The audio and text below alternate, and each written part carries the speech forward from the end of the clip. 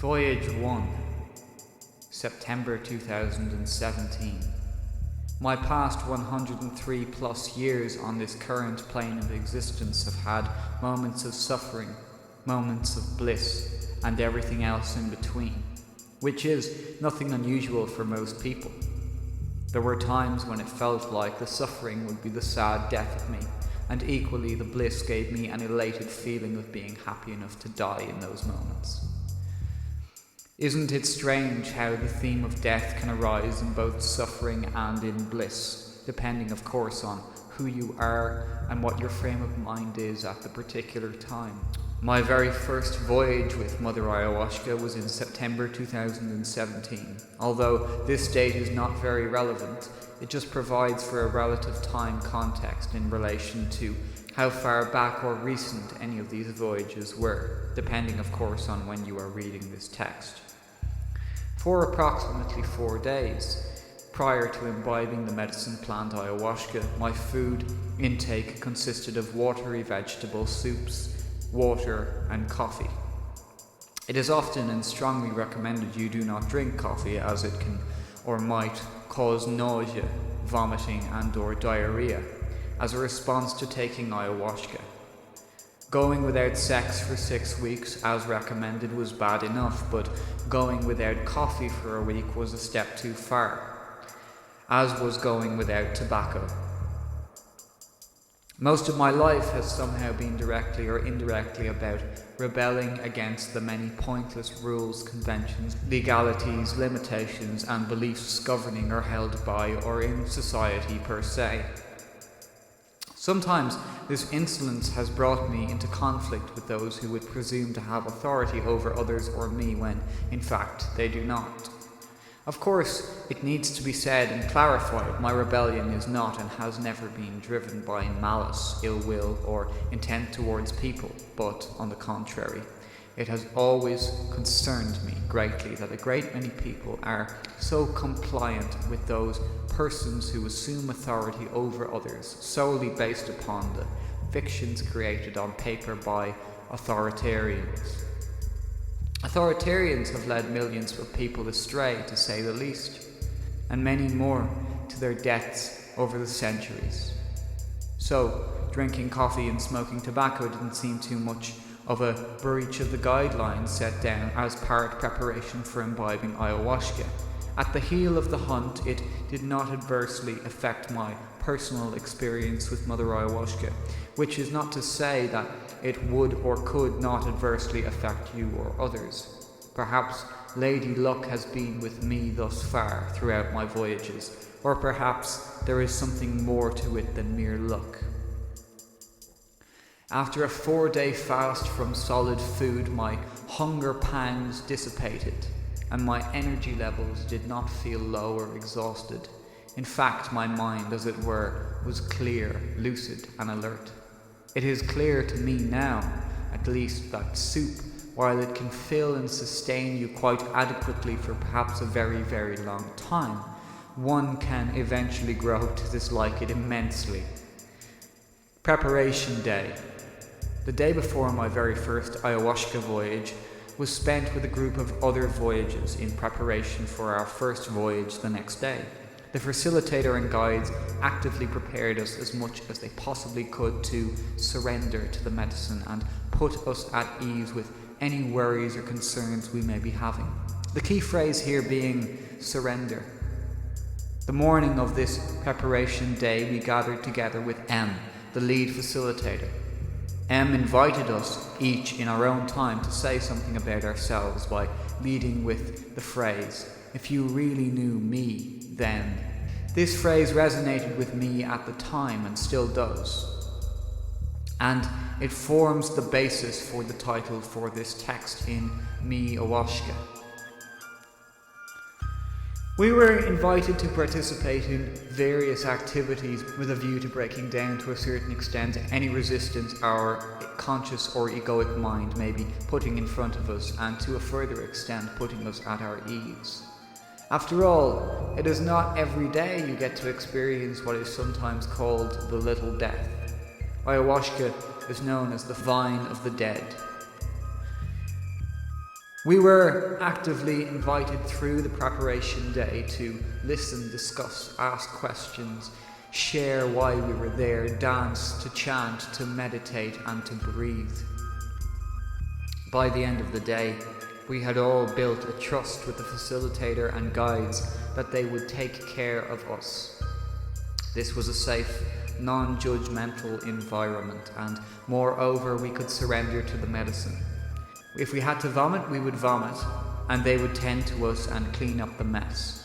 If we had to shit or piss, they would escort us to the toilet, or if needs be, bring us to the shower to cleanse ourselves. We could comfortably scream, shout, laugh, cry, sob, sing, or just be silent when we needed to, and trust that we were supported without judgment, no matter what, within reason, of course.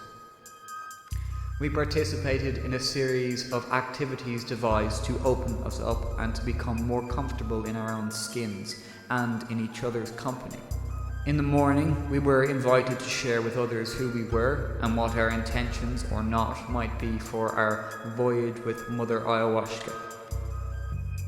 In the afternoon, we danced, learned to walk and breathe again, look one another in the eye and how to be silent. In the evening, we were joined to participate in meditation, vibration and breathing exercises, whilst being enwrapped in some marvellous music. The meditation and breathing exercises with the music were particularly beguiling. Without realizing it at the time, these exercises provided me with what can only be described as being a mini voyage of sorts, without the use of entheogens.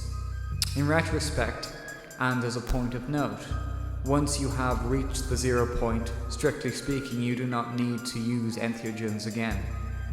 Although it must be said, a great many people do not immediately reach the stillness of the 0 point with the first or initial experience of voyage with Mother Ayahuasca. For many, although they may get an experience of sorts, it may take more than one voyage with Mother Ayahuasca to reach that certain stillness of the 0 point. What most people may experience prior to the reaching of their stillness are certain types of emotional blockages and or their egoic mind resisting surrendering to the medicine. Emotional blockages can come in various shapes, sizes or types of trauma, and Mother Ayahuasca may need to guide and assist you in working through these blockages and or traumas. This, in essence, is where the magic or healing begins. More on this later. The next day arrived, the day of the ceremony, the day we imbibed the medicine plant ayahuasca. We were all generally dressed in white clothes, and mine were generally grey. It is almost impossible to find entirely white second-hand clothes in charity shops or in the cheaper high street chains, so light grey was the nearest equivalent available to me. But this did not really matter, because once you have taken your medicine, you do not care what clothes you have on or are taking off. Most people, including me, still had a certain level of trepidation or nervous excitement about this day, despite all the previous day's activities.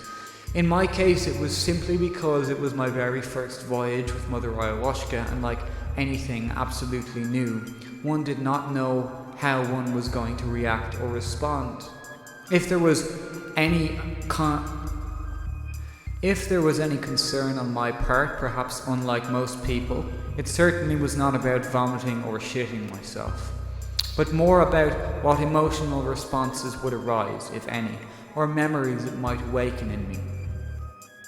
We entered the ceremony room without talking and took our places on our mattresses.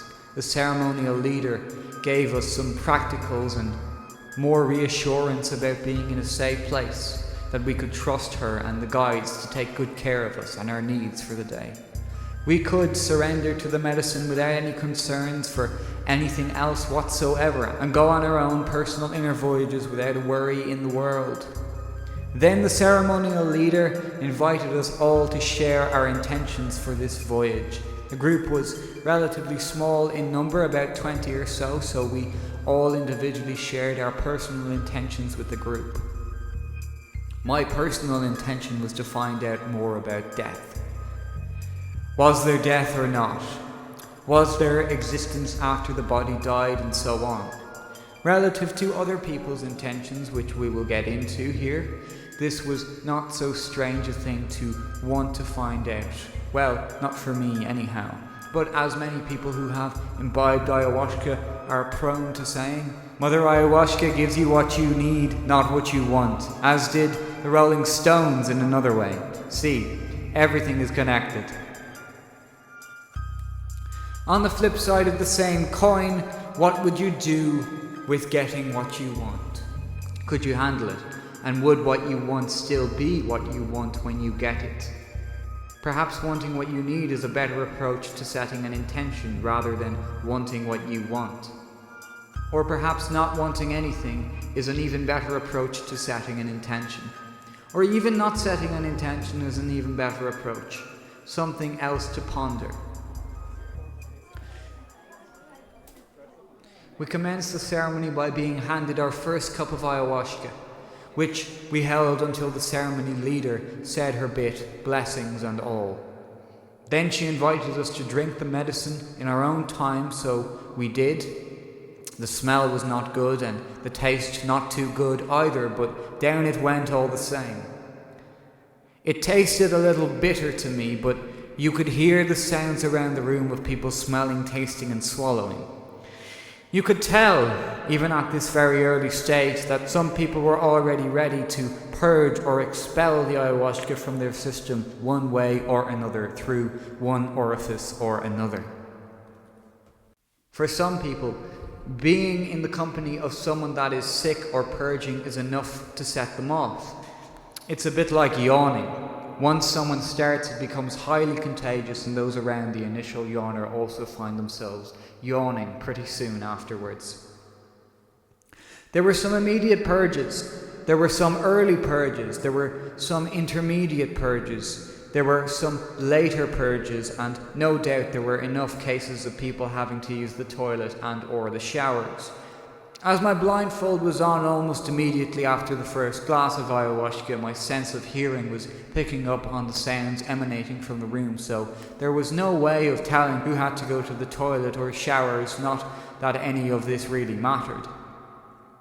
Once we had all imbibed the first glass of ayahuasca, the ceremony leader M commenced with playing music, gentle talking us through a chakra meditation, whilst we were all sitting in an upright position, or as they say in yoga, the lotus position. M invited us to lay back or lie down whenever and at whatever stage we wished to.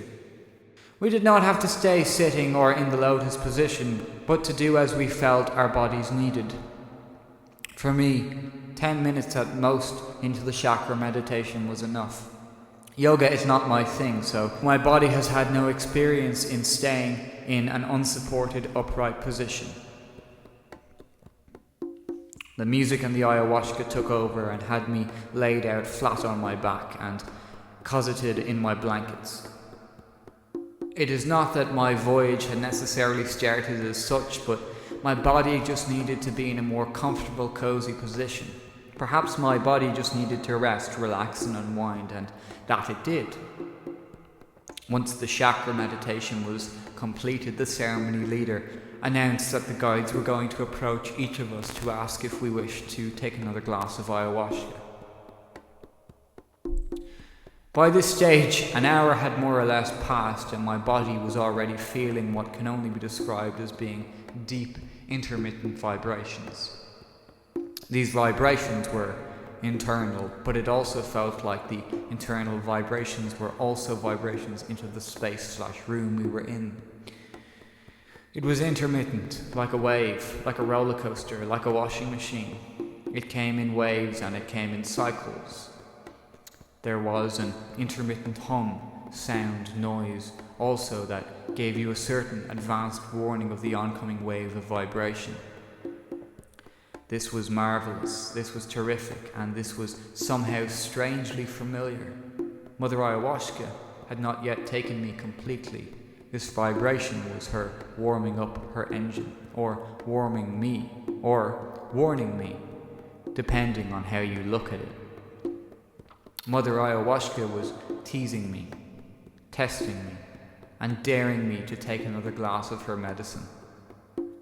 Finally, the guide arrived by my side, and as my blindfold was on, she gently touched my shoulder and whispered into my ear, "Would you care for another glass of ayahuasca?" The guide barely got the question out of her mouth when my answer was an emphatic "yes please," and then she was gone. It felt like an eternity before she returned and gently touched my shoulder and whispered, "Here you go." Of course, you cannot drink this stuff lying down, as you have to brace yourself and time the matter to avoid choking and gagging on its taste, and in turn spewing your guts up. The guide waited patiently for me to sit up, take my blindfold off, look around the room, and then handed over the glass of ayahuasca. She again waited patiently with me until the glass was empty, although it was me who asked her to wait. Then my guide took the glass and wished me well on my voyage with a cheeky little smile. At this stage in the ceremony, just after my second glass, there was no need in me to vomit, purge, or to go to the toilet. Everything down below was calm, cool, and collected, as they say. It felt like the medicine was now coursing through my veins and my blood, that my whole body was getting ready for my lift-off, so to speak, and Mother Ayahuasca didn't disappoint me one little bit. My surrender to the medicine was totally unreserved and all-consuming, if such a thing is possible. Even at that particular moment, as we lifted off, there was something informing me that this medicine was needed and an absolute necessity to my continued existence on this plane and the work ahead of me, whatever that may be. The medicine would not be leaving me at any time soon. Its intention was to stay in and with me, to heal, to guide, to inform, and infuse me with clarity on certain matters, and to dispel my many illusions and confusions. To shake me, to wake me, to stir and rouse my traumas, fears, pains, stresses, and suffering, and show me the door that could provide access to bliss. Well, every now and then, and when it was most needed, and not just when wanted. Not so bad for just 2 hours or so into a voyage, and it was to get even stranger. During the first phase of my voyage, there were also a myriad of visual effects, colours and archetypes, but one predominant message or feeling that came through can be surmised as follows. Right. To process, get clarity, and integrate revelations better, and thus be better able to relay and relate to others in a more effective way or manner. In penning this text or book, it concerns me that it might be my egoic mind expressing itself and not an expression of the higher self or being. Nonetheless, it still feels like the right thing to do as a valid attempt to explain in the simplest terms possible what occurs beyond this dimension of reality when you voyage with Mother Ayahuasca. So on we go. In this first phase of voyaging, Mother Ayahuasca brought me and showed me into a temple of sorts, and revealed certain internal aspects of this temple, and in particular to focus my attention on this doomed vaulted ceiling and its pattern. Whomsoever designed and created this particular ceiling was obviously very talented and skilled in numerous and various aspects of art, science, mathematics, architecture, and spirituality. The ceiling of this temple was stunningly beautiful, intricate, and complex, all in one. The most predominant colour that stood out to me was blue. At this juncture, deep into my blue ceiling experience, the ceremony leader was gently announced. If anyone would like a third glass of ayahuasca, could they raise their hand now? Without being cognizant of it, my hand raised itself high into the air as if attempting to reach up and touch the blue ceiling laid out before me. My arms swayed in the air till my guide came over, not to bring me the ayahuasca, but to confirm that my hand was up to receive ayahuasca. She held my hand and whispered to ask if this was the case, then promptly left, but only for a brief moment this time. Arrived back, held my hand, got me to sit up, take off my blindfold and gently hand me the ayahuasca. My guide stayed sitting beside me and waited until my time to drink was right. This third glass, although perhaps a little more difficult to swallow than the first and second, went down a treat and stayed with me. If Mother Ayahuasca was unclear about my initial intention by this third glass of ayahuasca, both of us were now very clear. Almost as soon as my head hit the pillow, Mother Ayahuasca vibrated my every being back to the blue temple and revealed herself to me as a blue woman. She had somehow hidden herself in the ceiling where she had been watching over me all the time. This revelation stirred a very deep sadness in me. Then stuff just began to click with me. My intention to find out death was not relevant to me at present. The deeper concern was my buried sadness and sorrow. Then memories of being a baby and being abandoned by my birth mother at birth began to creep in. These were memories of feelings of me as a baby. Who would have thought it possible that one could remember such things? Mother Ayahuasca quelled my sadness as she reassured me. She had not ever abandoned me, and she had been watching over me all the time. That was emotional enough, but she didn't allow me to express any tears of sadness or joy, as there was more to come on this voyage. She wasn't finished yet. She took me in her arms, lifted me up to her ceiling, cuddled me, and then gently let go of me. This wasn't like a drop, it was more like a slide or slow descent though. Slow descent through what can only be described as a universal birth canal, and then finally out the other end into this domain. This was in essence my rebirth, with the added benefit of knowing Mother Ayahuasca was watching over me all the time. Always would and always will. She always imparted that she would welcome me back at any time it was needed, which of course is good to know. This revelation broke me up entirely, and my body curled up into a fetal position and began to sob and cry with relief and happiness. In this fetal position, Mother Ayahuasca softly touched my cheek and continued to look over me as my body went into a relaxed slumber. My first voyage was a detailed examination of the moments of my birth into this world and the literal circumstances that surrounded it. In that, my hurt about my perceived abandonment as a baby. It had left a very deep trauma that was hidden from me and possibly protected me to a certain extent in my childhood, young adulthood, and as an older adult in this life. To expose it and face it was exhilarating, a real buzz, as they say. Whilst present in those moments and relieving feelings of abandonment, there was also a part of me, a higher consciousness, that was objectively seeing it for what it was, just a story or film reel about a baby who was abandoned, lost and disconnected, and had now reconnected with the source that is Mother Ayahuasca. In fact, that connection had not ever been broken. It had just been buried, suppressed, or hidden, and was now rediscovered. It was a very happy ending to an initially sad tale. After some time, my feeling, senses, and hearing informed me there was a lot of physical movement in the room, and it was time to begin my final return to being present in the room. My sense of smell picked up food.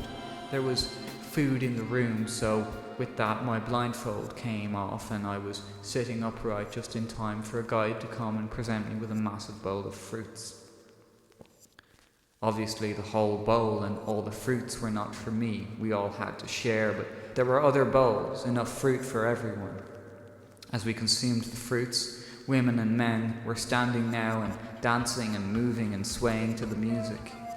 This dancing and movement was a beautiful thing to observe. It wasn't sexual, it was more a sensual thing. Seeing natural and uninhibited dance is a complete joy of life, or is for me.